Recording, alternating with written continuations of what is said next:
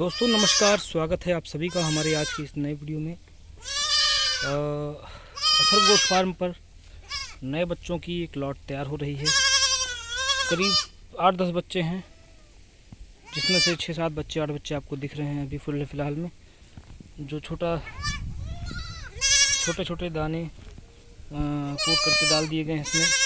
गेहूं के चूने की इनको आप देख सकते हैं, लोग खाने के लिए पूरी तरीके से तैयार हैं, खा रहे हैं। इन छोटे बच्चों की लॉट आपको चाहिए या फार्मिंग करने के लिए जानवर आपको चाहिए तो आप अथर गोट फार्म पर संपर्क कर सकते हैं।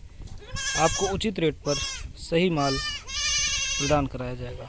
नमस्कार।